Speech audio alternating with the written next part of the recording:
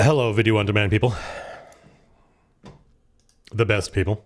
I figure why wait till exactly 11 o'clock? Well, I'm the captain of my fate, the master of my destiny.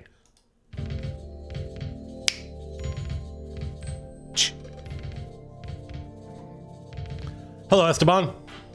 Oh, thank God. Wu-Tang Wells. Solo Studios. Carter Rasnick Olsen. Wow, there's a lot of people here all of a sudden. Hello, hi, hello. I'm Senna Gwen's Mouth, Griffin Gray, Ryan, Evan, Veronica. Uh-oh. Why are there so many people here? Who are all you people? Good morning, everybody. Good morning. Hi. This is too many people. There are too many of you. Some of you are going to have to leave. This is crazy. Is there mods? Is there a slow mode mods? Help! Oh yeah, Jacob, you're not wrong. Playing D&D today, Jason. That sounds awesome. Okay, bye, says Ryan. No, not you. You can stay. You can stay, Brandon. You can stay, Joshua.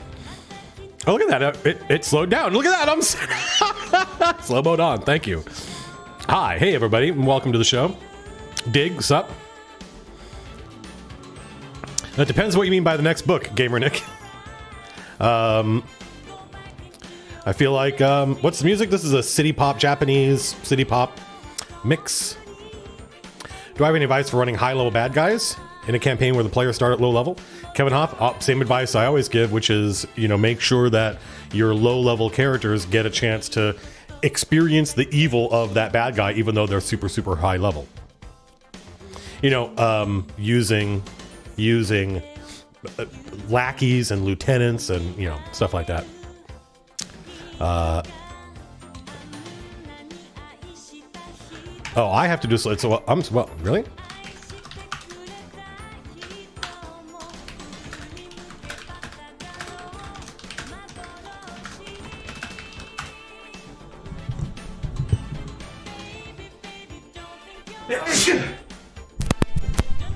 I meant to do that. Good evening. Hello. Hi. Hey, what's up?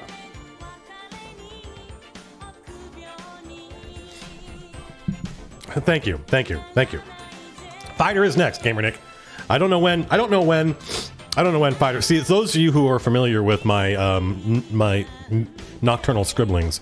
I have two fantasy novels that I wrote, Priest and Thief, and the thing is, and there's supposed to be 5 books in that series, and I intend there to be 5 books in that series, but I wrote both Priest and Thief at different times in my life when I was very frustrated with my day job, where I was a lead writer at 2 different companies and 2 different projects.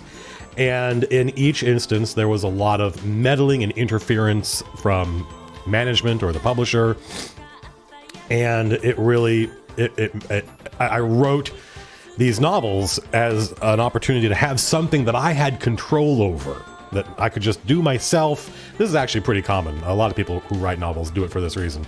And so it's never something I've done as a profession. I'm not a professional novelist. I don't have an agent. I don't have an editor, or we do pay for our editors, but I don't have a publisher or anything like that. It's all on my own time. And so with MCDM, if I ever get to a mental state at MCDM where I'm, that's on me. I have the power to fix it. So I haven't been in that mindset, but I do noodle on Fighter almost every month, for instance. Carol Hink, I'm glad you like Arcadia. So I've written like probably the first third of Fighter I've already written, and I actually released a preview of the first, 15 or 16 chapters. So we'll see what happens. When's the next NetHack stream? Brian Conrad, I don't know. Yet another stupid death, or yet another sudden death. I don't know when the next NetHack stream will be. Whenever I feel like it.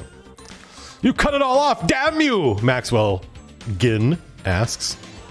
The Halidar, I'm glad you like the City Pop. So do I. My muse is frustration. You got to let that out somehow. It's going great, Federico Ronchi. Excited for 0 level play. Is it?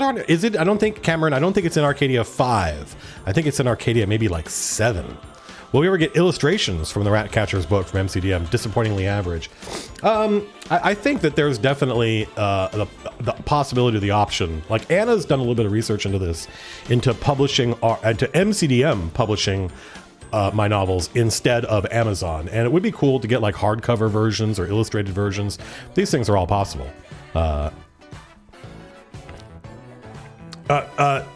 Miksha212, thank you for the $5.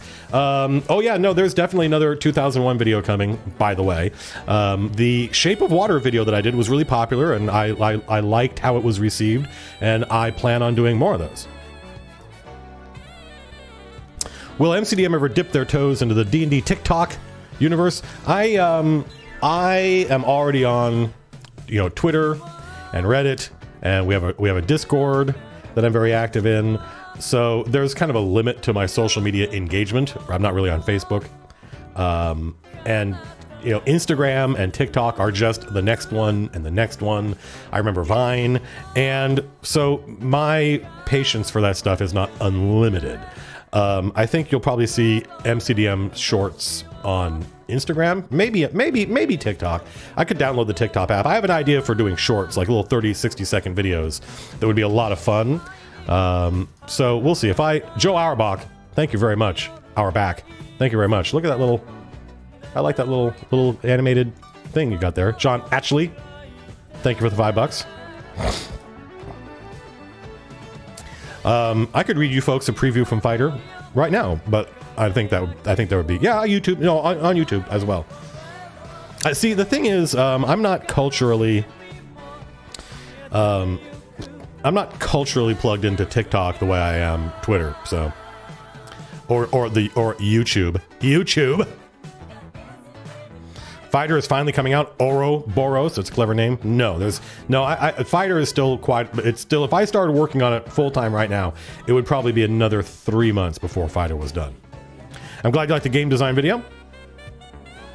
I hope it helps with your fantasy disease design. Although next Arcadia 5, you're going to get some cool long-term curses. Thomas Wilson wonders if we're going to see more infernal contracts for the Illrigger. Yeah, I think so, probably, yeah. Although we're working on a bunch of design for the new MCDM monster book. Are we going to use Kingdoms of Warfare in the stream games once it's out? Yeah, the Chain of Akron are definitely going to become an org. I just don't know which one. That's going to be up to them. And we are definitely going to be using Warfare. Absolutely. I love the Warfare system. I enjoy playing it. I enjoy playing it as its own kind of standalone game. Jason Hasenauer and I ran a bunch of scenarios over and over again. It was fun every time. So we are planning on an MCDM monster book. I don't know when it's going to come out. We're probably going to kickstart it. I don't know when that's going to happen. It might happen relatively soon. You might see a Kickstarter for the monster book soon, because James and I are already basically full time on it, right? And it's not just a question of raising money, because it costs money to make these things. It's also a question of we don't really know how much demand there is for it, or how exactly that demand might manifest.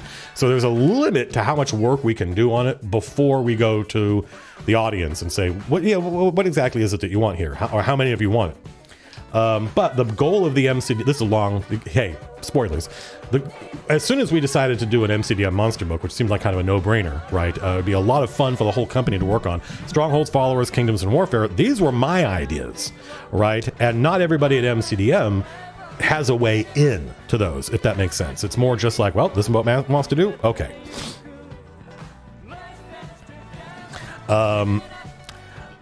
So a monster book is something everybody at the company can get excited by, right?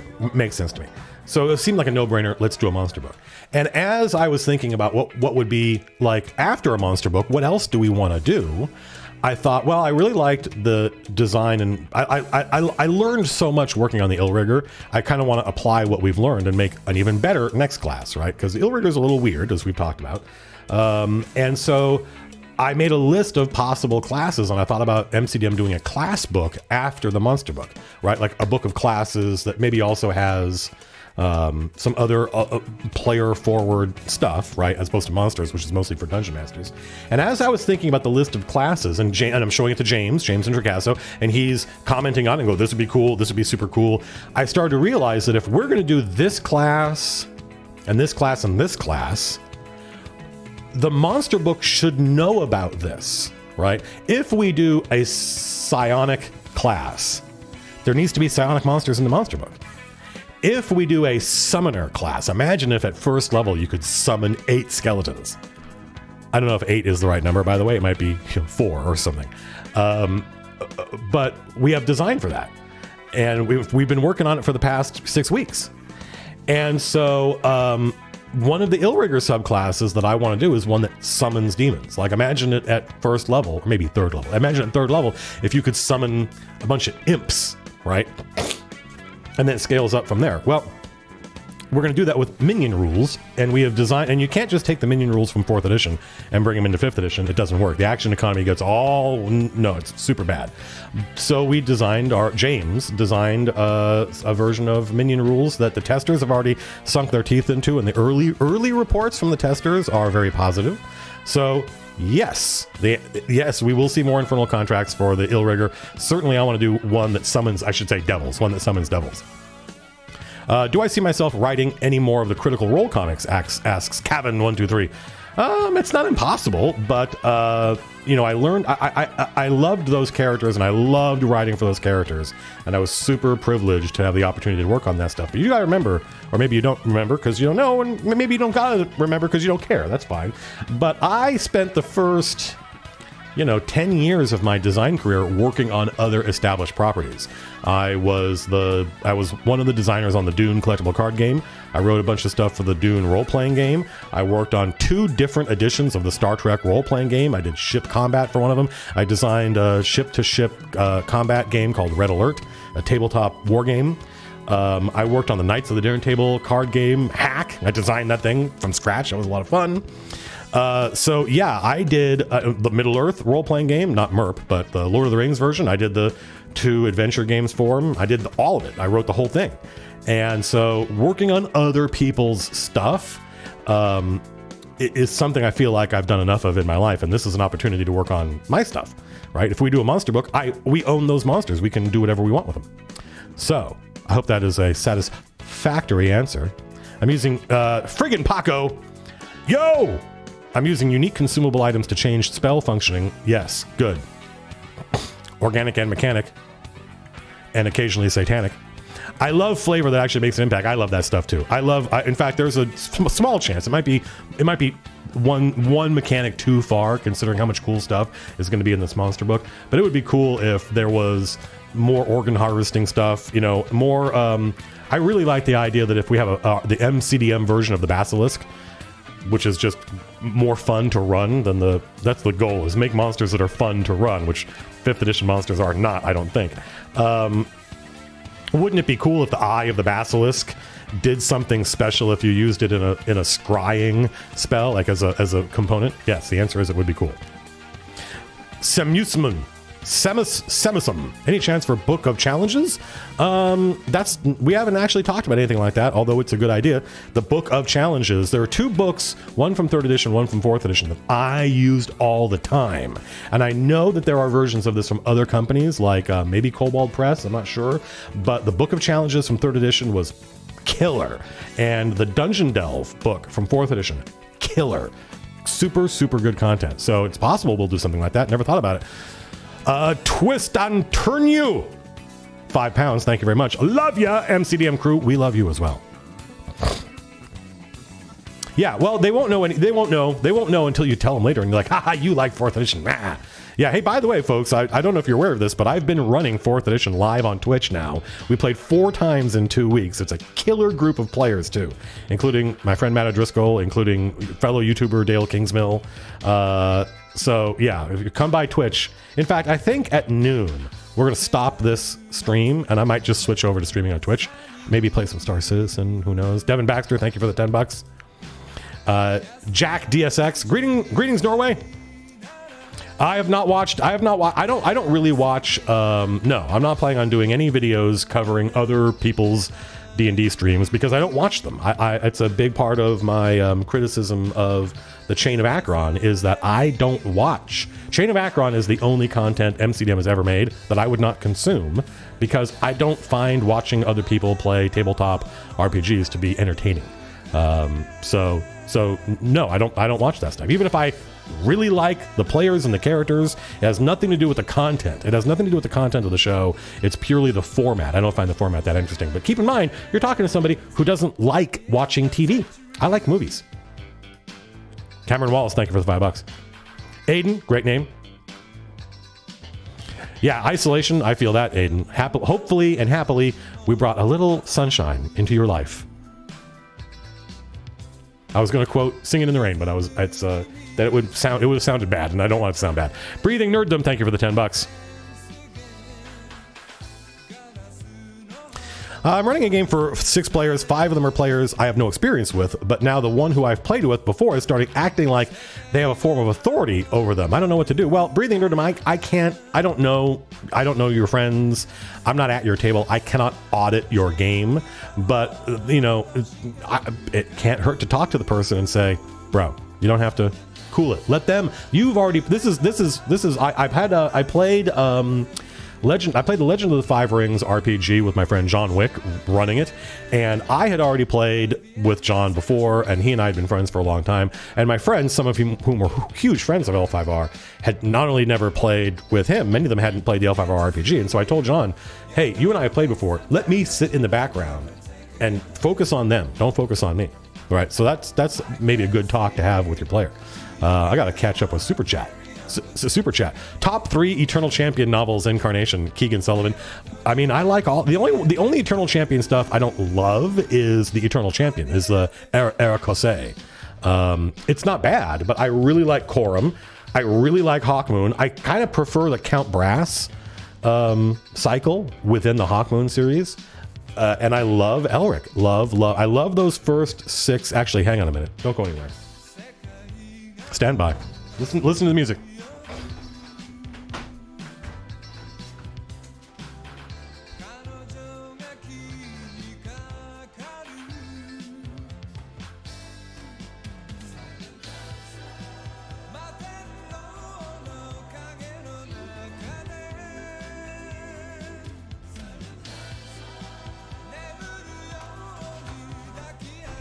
All right, I'm back. Where are we? Oh, hi, I'm back. So, go on eBay, everybody. Go on eBay. The sooner you do it, the cheaper they'll be. And pick up, this is what you're looking for. You're looking for Elric of Melniboné. I know it looks like Melnibone. But eventually you meet a barbarian who pronounces it phonetically, and so you know how to pronounce it. This is what you're looking for. This is a Robert Gould cover. Because for some reason... Oh, that's interesting. I got a card here, it looks like. Yep, from my friend Winna, who sent this to me. Winna, thank you. I picked this up off the floor. So these are the fix-ups, right? Elric started off as a bunch of short stories. And as with a lot of books, including Foundation, tons of books that were published before the 1970s, the publisher would, once the short stories were popular and fantasy novels, once there was a market for fantasy novels, they would go and have these authors take all their short stories and kind of not rewrite them, but write connective tissue between them and maybe revise them a little bit so they made sense as a novel. Right? Which is, keep in mind, to me, this is normal novel length. Right? All y'all who grew up with those giant fucking fat fantasy books that I hate so much. So the fix-ups are the Elric I grew up with, and I love them because they tell these really interesting stories. And it was the author who was a little better of a writer at this point, so the connective tissue is really well done. But it seems, as far as I can tell, that ever since this edition of the book came out, you can't get the fix-ups anymore. All you get are hardcover or whatever compilations of the short stories that aren't as good, I don't think. So anyway, that's my chunk on, what's this, something, Nandal Gopal, hey, thank you. Thank you for the million, whatever that is. Nanda. I feel like that's probably like, I can guess what type. The problem is I'm just educated enough that I can guess with probably pretty good, like plus or minus one country where you're from, except that is actually really dangerous because like the people in all these different areas, people don't all get along. They'll get really frisky if I get it wrong. As an Indian with not much access to D&D stuff in India, Wouldn't tabletop RPGs be fucking huge in India? Maybe not D&D, right? Maybe it's a different fantasy, right? But it seems to me like culturally, tabletop role-playing games should be huge in India. Thank you, Nanda Gopal. Thank you for your contribution. Excuse me. I don't know how much 1,000 of whatever that is, but it doesn't matter how much it is. Anything is appreciated. Every little bit counts. The money that you pledge here in these chats does not go to me. It goes to MCDM. It helps us pay the bills so we can keep making dope stuff for you. That's all we want to do. All I want to do is take the money people give us and turn it into dope shit. Noah, $20. Thank you very much. How do I recommend getting 4 ebooks? I think you can get all the 4 ebooks on the DMs Guild, and they'll be full color, gorgeous PDFs, and they'll be indexed and stuff. Daniel Klopper, hello. My channel made you want to DM. This is my legacy. This is what I do, why I do this. I've got a new video, probably next week we're going to record it, that I'm super looking forward to. It's going to be a lot of fun. Thank you very much for the support, Daniel. Audrina Hole? Yeah, that sounds like right. Holl. Love the books, love the DMing advice. Makes me look like I know what I'm doing. They don't know any better. They know the secret that we're all making this up as we go along. Thank you very much, Audrina. Britannis LARP, thank you for the $10. It's appreciated.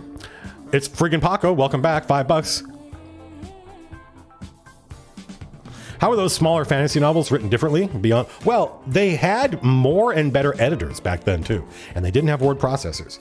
In the 90s, 2 things happened that kind of killed the fantasy industry as far as I'm concerned.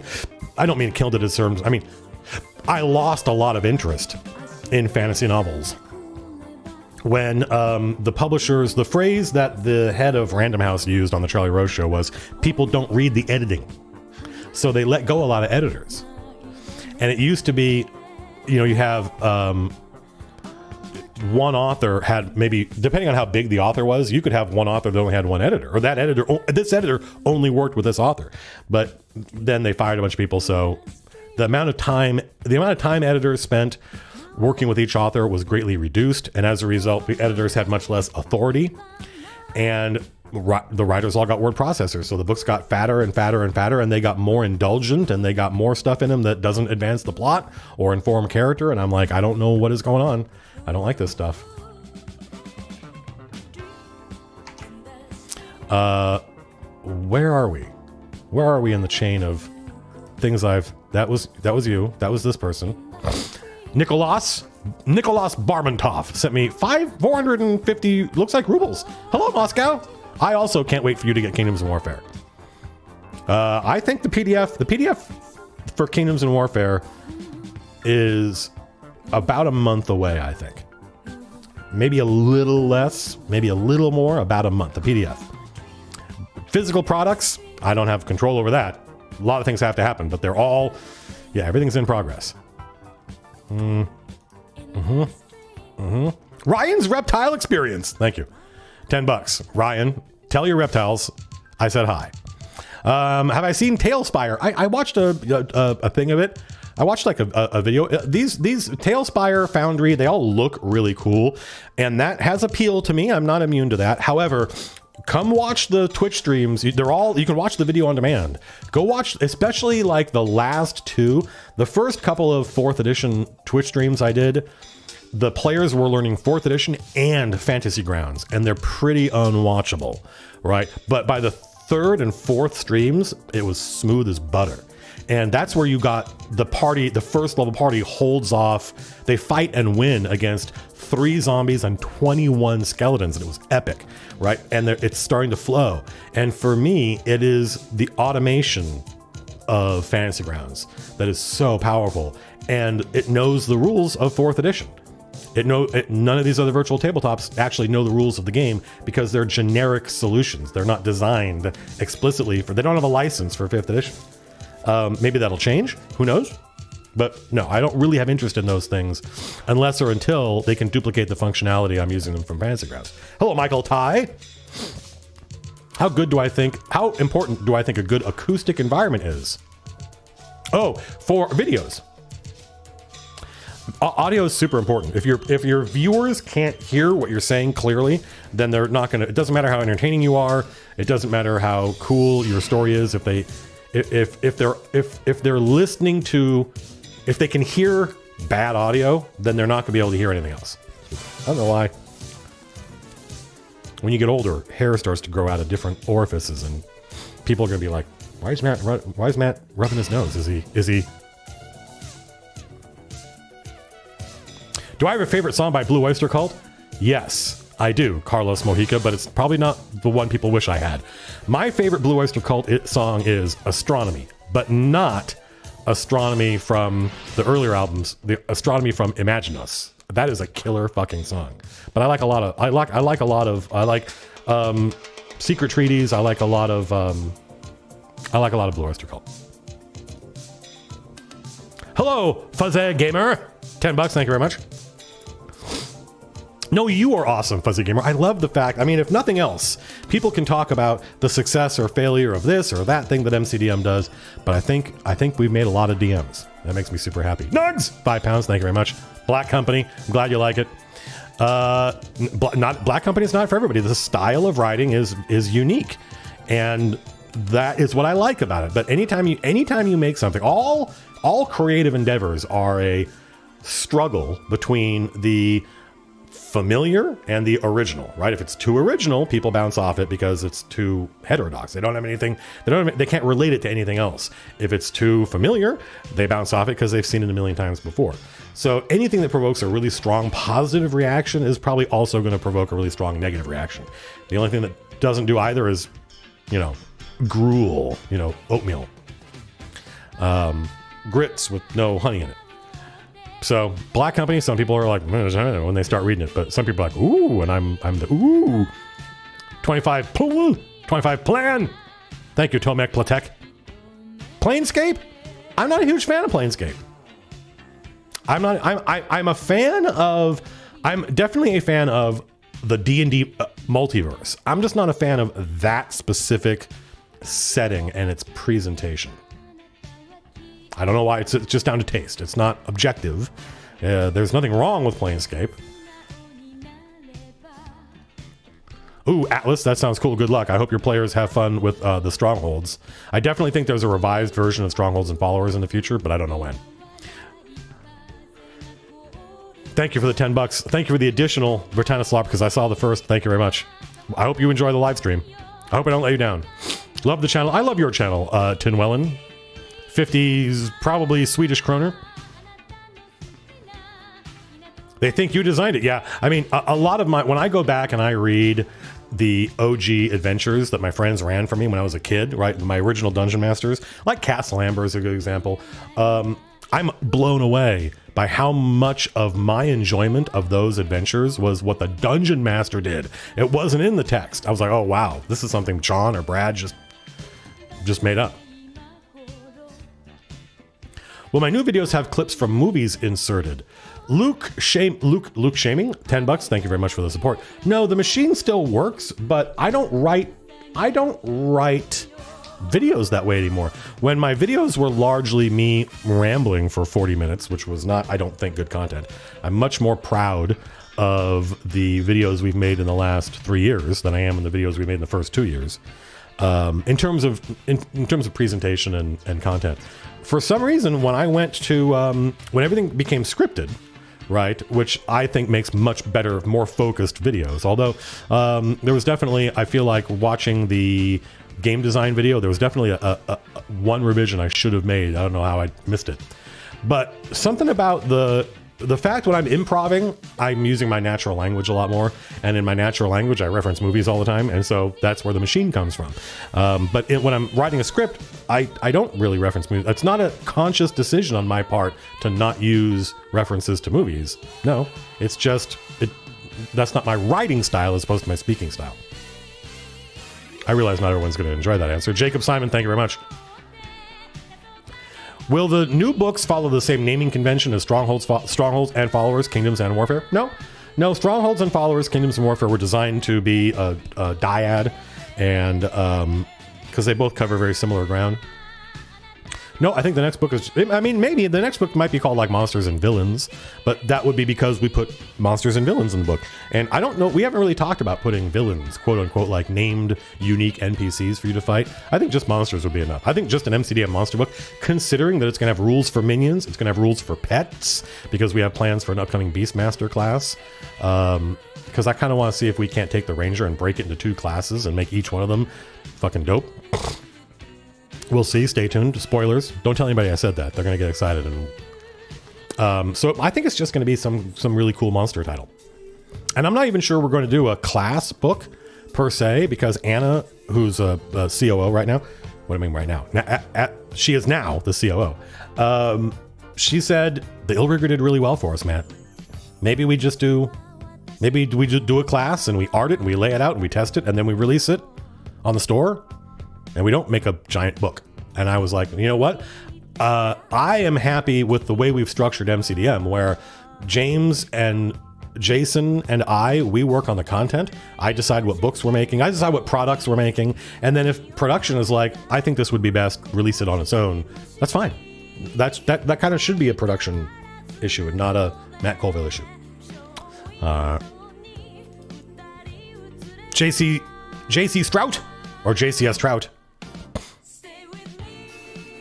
I am now DMing on stream. That's amazing, JC or JCS. Good luck. $50. I hope you get a lot of subs so you can earn that $50 back. That's super cool. Brandon, thank you for the $10, Brandon D. Thank you for the 25 R. I mean, I needed more R's. It's a very common letter. Lucas, I appreciate it. If you ever run out of R's, that's bad news. You're gonna introduce some friends to D&D and RPGs in general for the first time. The Delian Tomb from Running the Game #1, I think, is one of the most popular starting adventures. Nobody go anywhere. Nobody go anywhere. Stand by. Amuse yourselves. Listen to the music.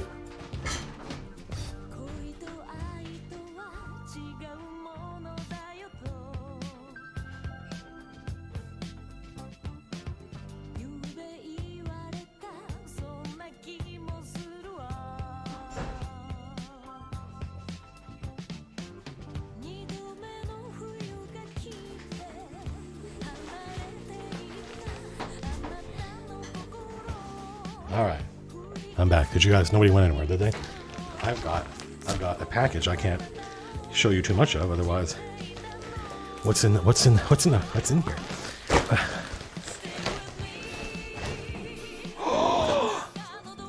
The FX Aid XL. The FX Aid XL. Of course, you all know what the FX Aid XL is, right? You don't need me to explain it to you. Oh, it's so tiny. It's so tiny. And it's silver, which is the right color. Look at the knobs. Look at the plugs. I get plugs and knobs. Ooh, what's that? Use you now, but I can't. Actually, if you want, we could plug this in, and I could hook up the Time Rider, and we could play around with the FX Aid. I think if it does what I want it to do, I'm probably gonna sell the Desmondo Verzius. Did I miss a super chat? Friggin' Paco, no, thank you for the additional $5. No, I have no more plans for a politics series. I feel like I covered that. I genuinely, this isn't me being like, I've done that. No, I genuinely think I achieved what I set out to do with that series. We built a lot of fundamentals, right? We talked about diplomacy. We talked about why countries, how we talked about how unusual peace is and how peace is the thing that people fight for. And war is what happens when peace fails. And that was another video. And then we brought it all together with the Black Panther video, where I talked about let's put all this stuff together and look at this movie through this lens that we now have.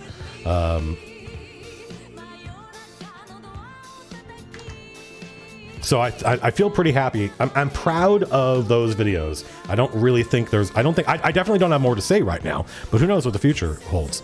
That's the nice thing about this system, where I get to make the stuff I want for you folks. There's no publisher above me. There's no investor telling me what to do. If I can think of a good topic that I have something to say about, that's the important part. That I have something to say about the politics series, we can make another one. Barnovai gave me 50 CHFs. I'm glad that the pandemic and lockdown might have been made a little bit easier thanks to MCDM's content.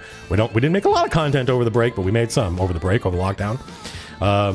Twitch streams seem to help people a lot. That's one of the reasons I do them. Do I expect Dragonlance to have a comeback and be as popular as it used to be? No, CHF5. No, I don't think it could. I don't think Dragonlance. Well, let me put it this way. There's nothing stopping them from making new Dragonlance content, right? That engages a new audience. But I don't think those books, or really books much like them, could be that popular today, because what people expect from, let's be frank, from young adult fantasy, like if those books came out now, they would be young adult. What people expect now from young adult fantasy, I think, is a bit more sophisticated than the stuff that anyone was really doing in the 80s. Nothing on those authors. It's just that the style has changed. Style's next. The Poison Sword, $20. That's a cool name. Not gonna lie. Kaiju. It's like Kai and Ju. That's cool. $10. You know what? I don't use the term Forever DM. Forever DM. Thank you, Kaiju. Forever DM sounds pejorative to me, and I just fucking love dungeon mastering. I love it. I unironically love it. It's not something I do because I don't get to play. It's not something I do because no one else will do it. I love being a dungeon master. I mean, I love running. It turns out I didn't realize this. It turns out I like running 4th edition a lot more than 5th edition. But what are you gonna do? Wafa Thin. It's only Wafa Thin. Thank you very much. $5. Do I know a good way to allow 5e classes like the Ranger or the Bard in a low magic setting? I don't know. Take spellcasting away from them. Maybe pick. I don't know. There's definitely a way to do it.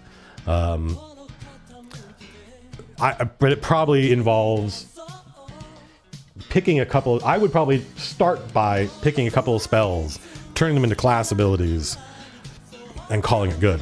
It depends on what the point of your low magic setting is. It depends on what kind of adventures you're going to be running. Not all low magic settings are the same, and not every dungeon master who wants to run a low magic setting wants to run it for the same reason. So depending on those reasons, that's how you interpret the Ranger and the Bard, or any spellcasting class. Like, you could have a wizard in a low magic setting. It's just they'd probably be more like an alchemist or like a lore master. Like, their specialty is knowledge, right? Danny Wright, $5. Thank you very much. Building a Beholder's Lair. That sounds cool. Running into Writer's Block. Any thoughts or ideas? Yeah. Just remember, Beholders can fly. So, they wouldn't have doors.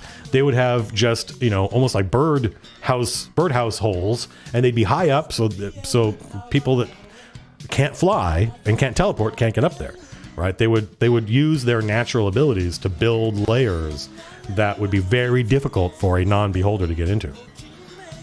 Jathron Falstaff, $5. Thank you very much. Any pro or con predictions? Any comments toward Wizards of the Coast creeping Dungeons and Dragons and Magic the Gathering products closer and closer? Nope. I don't really. So this may come as a shock to you folks, but if you think about it, I don't think it should. I don't really care what Wizards of the Coast does. I see them as being a giant corporation. The people who work there don't own the things they work on. They don't own Dungeons and Dragons. They're just hired guns. I don't think of Dungeons and Dragons as being these products that Wizards of the Coast makes. I think of Dungeons and Dragons as being this culture that we are all participating in, and it's ours. It actually belongs to us, and there isn't anything Wizards of the Coast can do to stop that. Wizards of the Coast doesn't sit behind the Dungeon Master screen and run your game. You do. So the game belongs to you. So no, I don't really care about how they mix D&D and Magic the Gathering. I don't even know. I tend not to even pay attention to that stuff because I got D&D to run. I've got the actual hobby to participate, and I get to make my own products. So I wish them luck. I think those folks are really good designers. Quick thoughts on D&D 3.x. Thank you for the $5. Eyes not punk rot. I really liked D&D 3. I played it. Probably the edition of D&D I played the most. So I really like it. It's the most robustly designed version. I don't think it's the most fun version though. And I loved it for years and years until I got tired of the cruft. Too many notes here, Mozart. Poison Sword, welcome back. $5. Thank you very much. How do you get that Goldilocks just right damage? You gotta math it. You gotta figure out, well, if I do 2d6, I'm way more likely to get 7, but I could still get 12. And that's better than a 12 I don't really think a D12 is that big a problem, but like instead of 2D10, I mean, instead of D20, do 2D10, right? Because now you're much more likely to get a 10. That's much less swingy, right? Or you could do 3D6. That's what we ended up with, right? One bullet, 3D6. You're way more likely to get 3, 6, 9, 10, 10 and a bit, right? Than you are to get 18. So bell curve it.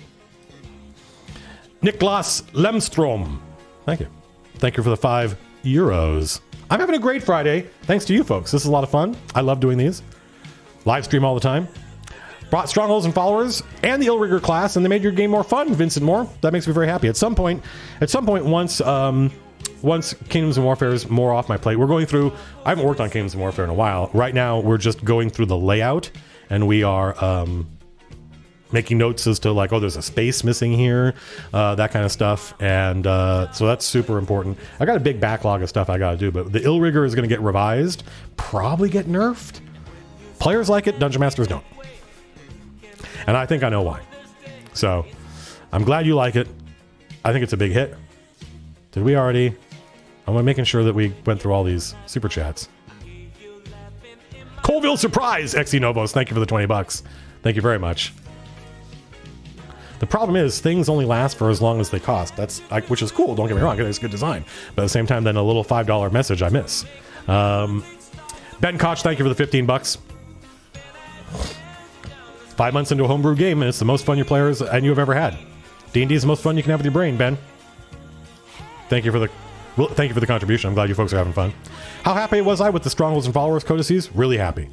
I think they were received by the community the way I intended them to be. They are game-changing, world-changing artifacts. They are not just a reward for killing a boss in a dungeon. They're something that players should have a limited exposure to, and it should be a big deal.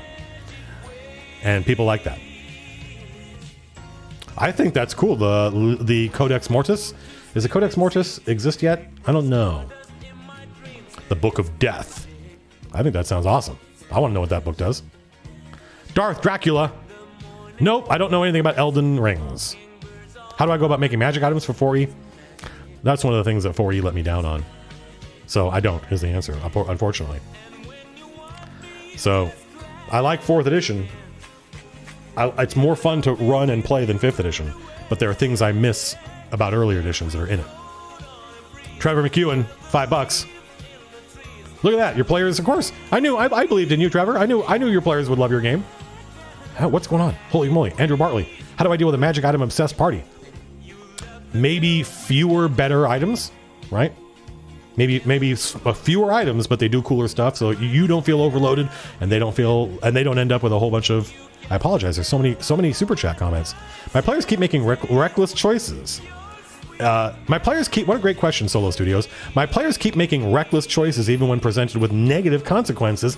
Any advice on how to rein them in? Don't rein them in. That's their style of play. It's up to you to go, oh, if that's what you folks like, okay.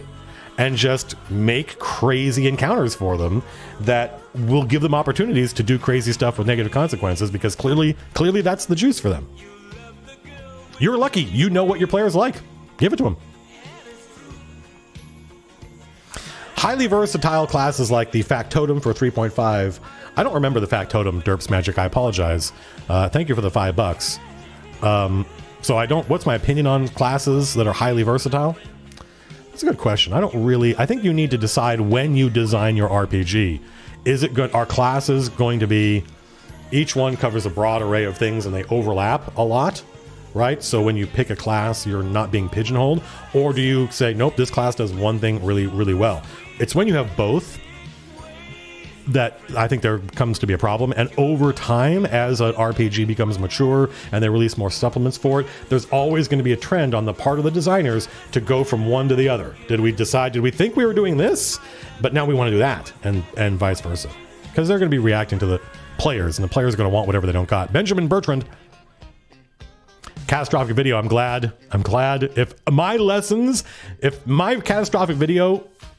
catastrophic failure video means anyone else avoids that scenario, thank God. That makes me very happy. Thoughts on the 5e Arcana check versus Identify Detect Magic?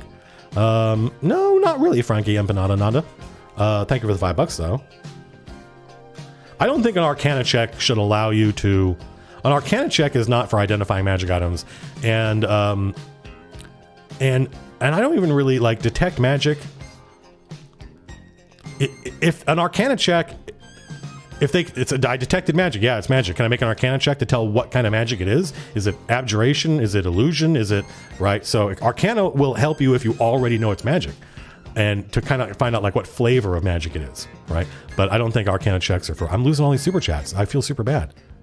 Ron Fraser, I recognize you from Twitter. Thank you for the $5.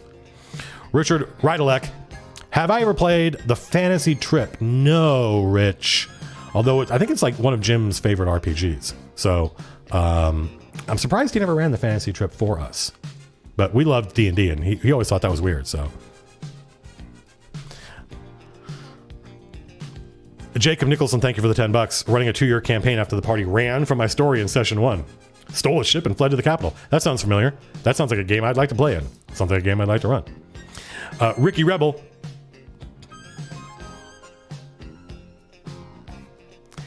Encounter design is overwhelming. You know what, Ricky? I wish I had advice. I mean, what I do is I go grab other monster manuals, maybe even monster manuals from third-party companies, and I just flip through them, usually a PDF that I bought. I just flip through them looking for monsters I think are cool, and when I see a monster that I think is super cool, I design an encounter around it. 4th edition encounter design was way, way better. So it's way more fun. That's the only, but that doesn't help you, I realize. Guten Tag, Germany. Conkerbar, thank you for the €5.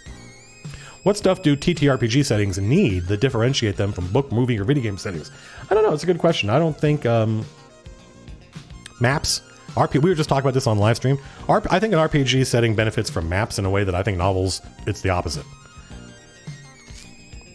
Although I think of it the other way around. I mean, think about how many awesome movies you've seen where you just got thrown into the middle of stuff and you didn't have a map. You didn't have a huge lore dump. Maybe RPG sessions, maybe RPG campaigns should be more like that. You know, how often in a medieval society did the normal everyday peasant people have access to accurate maps? Not often. How much lore did they know? Only the local area. So I think it's the other way around. I think our RPG campaigns would benefit more from being hookier. Grab the players early, throw them into the mix. Don't overload them with lore and maps.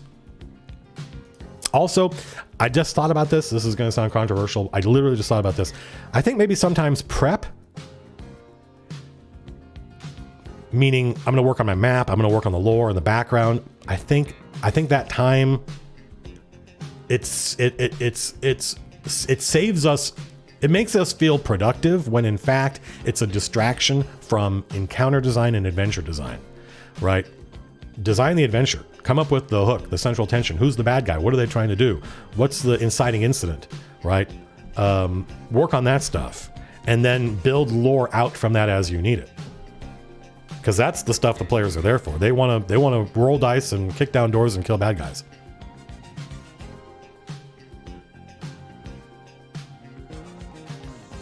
Feel like players are getting very powerful? Wait till the MCDM Monster Book. You ain't seen nothing yet.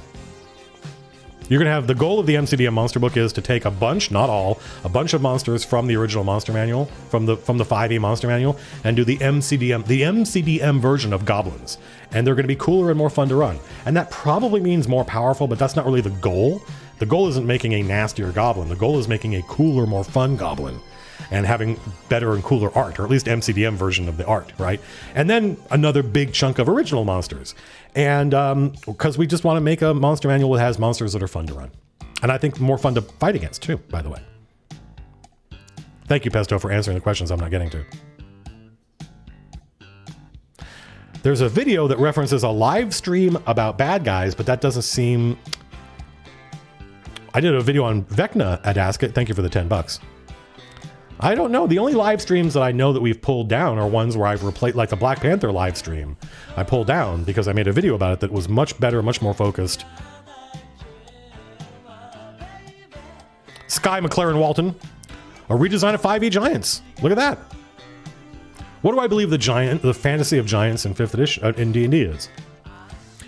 Meaning from the player's point of view. They're big. The players, when they're fighting giants, they should feel like that a single giant is an overwhelming enemy, right? So that would have to be part of the design, is that you don't fight. I mean, at higher levels, you could definitely do this once you're in like the epic tier. But the first time you fight a fire giant, it should just be one fire giant. So that informs the design, right? Big bag of hit points and high armor class ain't going to do it. In fact, it should kind of be low armor class, big bag of hit points, a lot of action oriented abilities, so they can survive and do stuff on their turn. And then just theme it, theme it fire. So that I think is the fantasy. The 5 or 6 or 8 of us against that one giant thing is the fantasy. Think Shadow of the Colossus, right? That's the fantasy of giants in D&D, I think. If that was a good answer, then Beatrice Healy, thank you for the $10. I gotta scroll up to see if I missed any of these chats. Brandon Woke, thank you for the $5. I recognize your name. Have I played in Eberron? No, the Eberron is basically like, it's kind of like Indiana Jones fantasy, right? There's like trains and stuff and analogs to World War II and the time right before World War II. For some reason, that's not. I mean, maybe if I designed something, maybe if I had my own, that's not a fantasy of mine. I don't know how else to explain it. Greetings from Italy, Gianluca Zilio. See, I'm scrolling up in case somebody threw money at me. I did notice. Oh, that's super cool. Well, there's going to be more stuff coming in Arcadia, Gianluca Zilio, that I think you'll like. You're welcome, Rupert Walker. If I haven't already said, you're welcome to. 5 euros from Loafing Bread. You're also a player, Loafing Bread. You also get to have fun. What about 4E? Do I like more than 5E when I DM? I don't have to do a lot of work to make the monsters seem exciting and flavorful and with abilities that reinforce the theme of the monster. Oh, thank you, John. Right, like if I want to, like for instance, a bunch of goblins, and I know the design of 4E, so I know what a skirmisher is, I know what a soldier is, I know what a striker is, I know what a brute is, I know what a controller is, I know what these things are, and I know what goblins are about. But I don't, so when I make an encounter with goblins, I don't have to. I can if I want to, but I don't have to read each goblin's abilities. I just go, oh, I'll have, for this encounter, based on what's going on and where the players are, I'm going to have like a bunch of artillery and a controller and then one brute. That's it. So it's a ranged battle mostly, and one big tanky thing, and then a controller to try to kind of keep the players where they belong. And then when I start the encounter, I open up the controller and go, what does this guy do? Ooh, that's cool. I want to do that. Oh, and there's this and this. These are neat. Right? All I do is I do these things, and the goblins seem goblin-y, and they seem fun and cool, and I didn't have to plan it or schedule it or coordinate it. I didn't have to sit around thinking about tactics and strategy and memorize all the monsters' abilities. The designers did all that work for me. 4th edition is much more object oriented. The goblin is cool. Just do these things. Just do this. Just remember, every time somebody misses a goblin, they get to shift 1 square, and the players will be like, man, fuck these goblins. I hate these guys. God, just as I thought I had worked all this out and positioned where I needed to be, and tactically I was thinking, they all went, and they all, it's like playing whack-a-mole, right? And all I did was just remember to use Shifty. That's it. And then the goblins, the designer's intent for the goblins comes and shines through, and I don't have to do as much. It's nice. It's nice, I like it. Given the relative weaknesses of classes like the fighter, what do I think of a 6-shooter treatment for other weapons? Like giving rapiers a lunge action. MRTY. The thing is, like, we made the Illrigger. The Illrigger has a lot of special abilities it gets at different levels because the testers did not like dead levels. They're like, it sucks that this they don't get anything at this level. I'm like, okay, that's fine. I can come up with something to give them at that level. Well, the martial classes generally don't work that way. That is closer to like a warlock or a wizard or something like that, between class abilities and spell levels. And some players really don't like that. They like the fact that the fighter is simple and kind of boring, unless you play a battle master, I think. They like the fact that some of these martial, like the rogue, is kind of boring compared to some of these other classes. So maybe it shouldn't be that way. So no, I do like the idea of, I love the idea of items. Obviously I do, because I put it in the rapier. And there were people online who were like, God, look at what a bad designer Matt is. Matt made a weapon in 5th edition that has its own actions. And weapons in 5th edition don't work that way, bro. It's like, but what's stopping them from working that way? Couldn't Wizards of the Coast come out with a book where there was a mundane item that had its own actions built into it? Yes, absolutely they could. That's part of being a designer, is going, well, could this work in 5e? So yeah, I like the idea that the rapier has its own, like a lunge action. That sounds fucking great. Give it 5 feet of, I mean, it's super easy, right? Just give it, well, yeah, you don't want to just give it 5 foot of reach, because then it's just a rapier with 5 foot reach. You want it to be something dynamic. Maybe something that involves a roll, right? And maybe it's not, maybe it's something where you hit somebody who's, yeah, I think there's a bunch of ways you could design something like a lunge action for a rapier, depending on what you think the goal of lunge is, right? I think that stuff would be really cool. And it would make weapons a lot more interesting, wouldn't it? Yes. Aren't weapons in D&D kind of boring? Yes. Wouldn't martial classes be more fun if the weapons did stuff? Yes. Do game theorists have a place in game design? Not usually, Jacob Miller. Thank you for the 10 Canadian Kanakistan pesos. Game theory and game design don't have a lot of overlap, but there is some. Every once in a while, you end up in a scenario where you realize, oh shit, this is some legit game theory stuff I gotta think about. This is a prisoner's dilemma shit. I didn't mean this to happen, but it has. Have I tried Dungeon Crawl Classics? Not yet. I would definitely play that. I don't know if I would run it, but I might, if I played it and had a good time, I might run it. Anna bought a bunch of those books and seemed to really like them, but she has not even threatened to run it yet. I like Goodman Games' stuff. I'm probably going to plug, when I do my Castle Amber video, I'm probably going to plug their, what monster class is at the top of my, I really want to use this yet, but I haven't had a chance. The Tarrasque. I don't think I've ever run the Tarrasque yet, and I would love to. Obviously, I wouldn't run the Tarrasque in the Monster Manual, because that thing is boring as fuck. I would make my own Tarrasque. And it would be a world ender.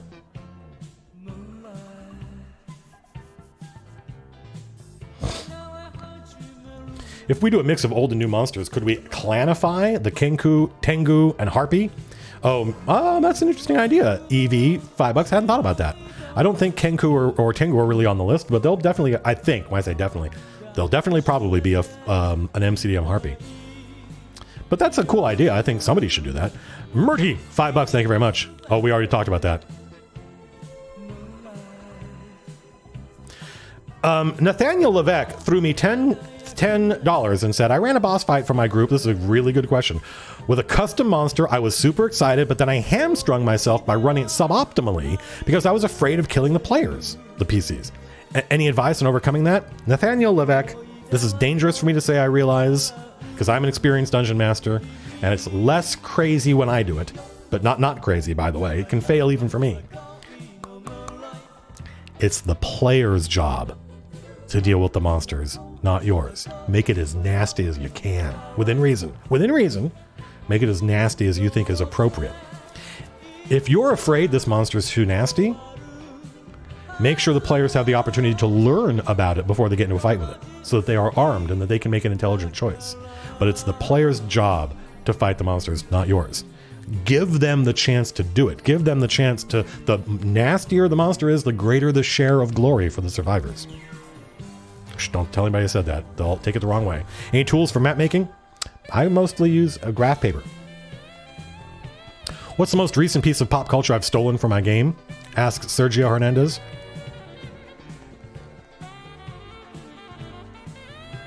I honestly don't know, but I'm 90% sure I've stole something in the 4E game recently. I was like, oh, that's a good idea. I'm going to steal that. But I don't remember what it was. I apologize. It's a good question. I think for me, and I think this is probably true of most professional creators, lifting from your inspirations is so common. You do it so much and so fluidly that you don't even note it. That makes sense? Joseph Roloma, I know you. I recognize you.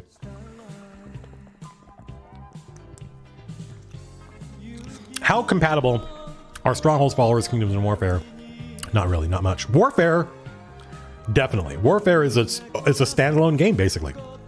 A lot of the testers have played Warfare just because it's fun. It wasn't. They weren't using it for D&D. They were just, this is cool. And a lot of the plesters, tayers. Strike that. Reverse it. A lot of the testers players explicitly said, and then they conveyed it to us, this is fun on its own. I would play a standalone version of Warfare. So Warfare, definitely. Actually, Intrigue. I mean, the testers are in chat. Intrigue and Organizations, the only thing is, like, the power die probably wouldn't work exactly right. The idea of the power die would, but the powers probably wouldn't. Maybe they would. But Intrigue, definitely. You could take any of the domains in Kingdoms and Warfare and use them in 4th edition. The only thing you'd have to do is tweak the powers, I think. Thank you, Sky, for the $2.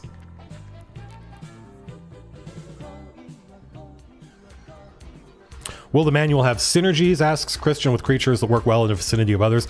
I think this is related to Mackenzie de Armas's brilliant article about elementals and having elementals that you mix together into an encounter. Like, I'm going to take one of these elementals and two of these elementals, and that creates this unique admixture. Probably not. That is something that was cool for those elementals. But we're going to have lots of cool, unique stuff in our monster manual. Trust me. 10th session, says Riding with Spears. I will have something analogous to a beer on you.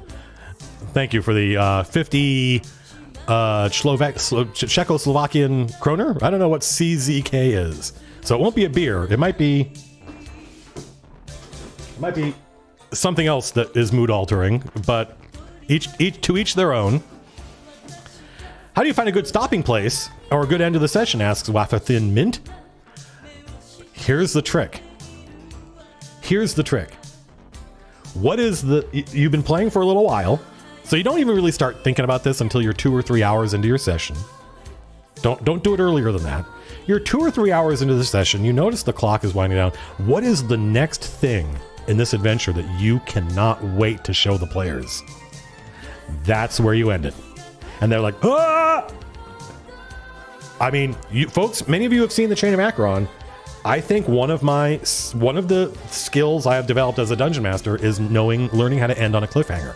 But ending on a cliffhanger isn't something I plan. It's something I have antenna for. I can detect, ooh, this thing coming up is going to be super cool. And then I try to make sure we get there. And then as soon as the players learn about it, I go, see you next week. And they're like, oh!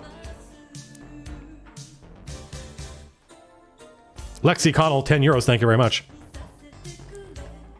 What does my video prep look like, Lexi? Next time we do, come follow us on Twitter /MCDM, Twitter, Twitch. Come follow us on Twitch /MCDM. Every 2 or 3 videos we do, we record it live. So you can watch on Twitch me actually making the video, which is very tedious. But otherwise, my prep is I open up a Google Doc and I think, and then I write down what I thought. How does Richard Feynman solve a problem? He writes the problem on the board.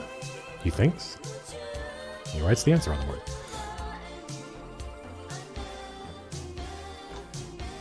The Gentleman Wake. What advice do I have for a content creator looking to start a D&D stream? Other than don't do it? Well, earlier I said focus on the audio. Make sure the audio is super good. And it's really difficult to get good audio in a D&D stream because there's so many players all talking, sometimes over each other. DJ Tygon. And also just have fun and be authentic and see what happens. But I am not a consumer of D&D streams, so I'm absolutely not the best person to ask. DJ Tygon, I feel like, thank you for the $5. I feel like the fulcrum. I feel like the point on the teeter-totter that energy moves through without itself moving, right? Because I was the inheritor of generations of Dungeon Master before me. Like my friend Brad's older brother Matt was a dungeon master in the 70s, right? And I got to play in these much older tradition games. And then I was a player in the 80s and the 90s and the early 2000s. And so all of these dungeon masters all played and they passed on their traditions to me. Whoop. And then the YouTube channel is me passing those on to you and creating new traditions. And, you know, I make a video on how to do something and people are like, that's stupid. I'm going to do it the opposite way. And now we've got 2 different awesome ways to do something as a result. So thank you very much for the kind words. BJ Hall, your players are going to Bytopia, and the Snow Dog. Where's some good? It's called Bytor because He bites. He's the Bytor. What are some good D&D references or adventures for the different D&D planes that people might know about and would aid in bringing them into some of the rarer ones? Ooh, that's a good question. Somebody was talking about Planescape before. That might be a good place to start. A lot of old dungeon crawls would have like magic mirrors in them that took you to other realms. I'm not sure off the top of my head that I can think of good planar adventures right now, but chat will probably have an answer for you. Come by the subreddit or the Discord and you probably get good answers for that. The after the monster book and developing a bunch of new classes, I think the next book would be, if we get to do this, right, presuming everything doesn't go, hello, what's up? No, don't run away. Okay, fine. That's fine. No, I don't like you either. I forgot what I was talking about. What was I just? Oh, you're back. Why do you come and act like you want eggs? Why do you come and you act like? My God, you're such a fat kitty. You used to be a tiny little. What? You were a squirmy cat. You don't like being picked up. You want love on your terms, not my terms. Yes, but you're my kitty. You're my. Oh, look at you. You're very happy. Oh, okay. Okay, bye. Wait, no, stay. What? Oh, Adam McLaughlin. Any tips on how to pull these good guys think you're the bad guys combat encounter? I mean, just think about what your players have done, because I guarantee you there are normal people in your D&D world who are like, screw those people. It's their fault, these goblins. It's their fault my crops were destroyed by that. Let's hire some mercenaries to. Have I ever played Star Wars 5e? No, but I really like, I don't know if this is the 5th edition version. I really like the Fantasy Flight narrative dice. I think those are super cool. I would like to steal those. The Random Nerd, welcome back. That Random Nerd. What are Caloral the Vile's origins? Do you need to know his origins? He's the scion of Orcus. I don't know that a backstory improves villains. I don't think Cruella de Vil needed a backstory. That's just my attitude, though. I don't even think, do the players even care about villain backstories per se, in the sense of like something relatable? B-Talks, $10. A player credits my consumption of MCDM content for allowing his elf monk to transform into a Yuan Ti with snake arms. Thanks. That's very, by the way, that advice, thank you for the $10 B-Talks. That's very Gary Gygax in the original 1974 edition of the game. This is how forward thinking he was, and also how much of all of these tropes that we all are still dealing with, they were dealing with when the game first came out. He said, sooner or later, one of your players is going to be like, do I have to be an elf or a dwarf or a human? Could I play a dragon? And the answer is, absolutely you can play a dragon. You're just a first level dragon with powers and abilities commensurate with other first level characters. So when a player says, hey, can I be a monk whose arms turn into snakes? Sure. But you gotta go find, if that's what you want to do, then you need to go find the ritual that lets you do that. And that ritual is buried in this dungeon. And by the way, the ritual is dangerous on its own. But if you do this and if you do that, then you can have snake arms. Every player request like that is just an excuse for us as dungeon masters to come up with cool, dope content that they have to overcome to get there. Is this a good chat? It's been an hour. We've been doing this for an hour. People have thrown a lot of money at us, and I feel bad if you didn't get an answer. Napoleonic, I didn't know it was Napoleonic War Fantasy. Oh, is that the powder from the Powder Mage? That sounds cool. Stanch Skate, $5. Thank you very much. No more money. Let me read through these. Have I looked into 13th Age? Yes, and I bought all the 13th Age stuff for Fantasy Grounds, but when I saw that they thought the problem with 4th edition was too tactical, let's not use a grid, I went, oh, but I like the grid. So I kind of passed on that. How do you consistently reward a party that doesn't care about loot? Find out what they do care about. I mean, a lot of parties, they want to be heroes. And loot, you don't have to have loot to be a hero, right? They want to save the world. They want to save the beautiful dragon from a ravening princess. Let them do that. Find out what keep in mind that like I should probably do a video. I have plans to do this. Remember we did the different kinds of players? There should be a follow-up to that, which is how do you reward each of these players, right? Only 1 or 2 of those player types are actually interested in loot. The rest of them, the actor player, their reward is they are given the chance to perform and get into character and give monologues and stuff like that. The actor player wants their impassioned speech to change the world. So give them the chance to make that impassioned speech and make sure it changes the world. That's how you reward that player. And when that actor player sees other people in the world talking about their famous character, because they've been role playing this charismatic, right? Then that's their reward. I feel like these are really good questions, and I'm doing my best with these answers. I feel pretty good about them. Oh, was the Codex Mortis and Strongholds and Followers? William Westlake, thank you for the £9.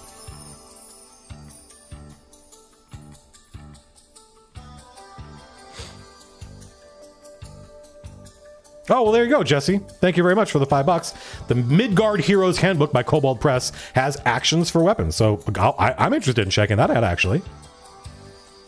But now, if I want to do it, I'll be inspired by them instead of doing my own version. Maybe I shouldn't read it. So, how did Thaco work? Anthony Helton to hit armor class 0. That is $5. I appreciate the $5. Thank you. So, it's too complex to explain. Thaco is not too complex to explain, but why it worked the way it did and what it really was is more than I have the wherewithal to do right now. So, we're going to stop the stream. I'm going to take a break, and then we're going to go live on Twitch and hang out on Twitch for a little while. Because the Twitch ecology is somewhat different than this, and I feel less bad. If I want to do something like play Star Citizen or play around with the Time Rider, I feel much less bad doing it on Twitch than I do here. Do you have any advice on helping the players come up? Do I have any advice for helping the players come up with achievable goals for a sandbox game?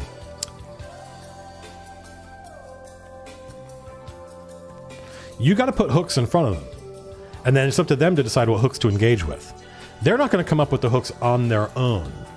But then just listen to the players while they're talking about stuff, and they'll talk about their goals and what they want to do. But I think generally speaking, those goals are going to be reactive, right? If they want to build a keep in the middle of the swamp, there's going to be a reason for that. And it's that reason that you need to know, not the building the keep, right? They're going to want to build a keep in the middle of the swamp because they want to do research for a spell, or because they want to raise an army to defend, that kind of thing. So you got to give them reasons to do that, I think. Your players have the Chronos Codex, the Book of Time. What's a good way to let them have fun with it? They're afraid to use it. They should be afraid to use it. It's a game-changing thing. Let's take a look at the Chronos Codex. A bunch of new codices in the book. In the new book, by the way, the Codex Tempestatus, the Book of Storms. How would we do anything without nerds?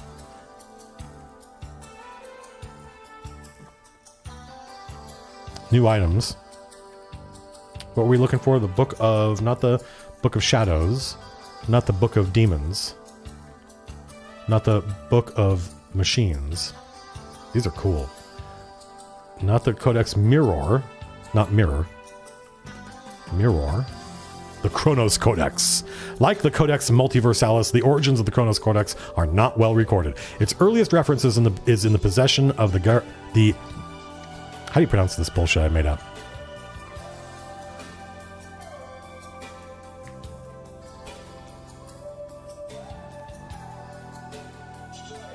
What's hard to use? They cease aging? No, man. I mean, I'm tempted to say that if your players have the Chronos Codex is the Book of Time. So imagine someone else in the future or the past has had the Chronos Codex, and they use it. And imagine if this fucking villain or maybe neutral NPC, wildly flamboyant Time Raider, just pops out of the ether because they used the Nomad of the Timescape ability and they're trying to get the Chronos Codex. Well, now maybe in order to fight this thing, we need to use Nomad of the Timescape to go forward or back. That's how. Now you're thinking with Matt Colville brain. All right, folks. Thank you very much for the chat. I had a great time. I'm going to take a bio break.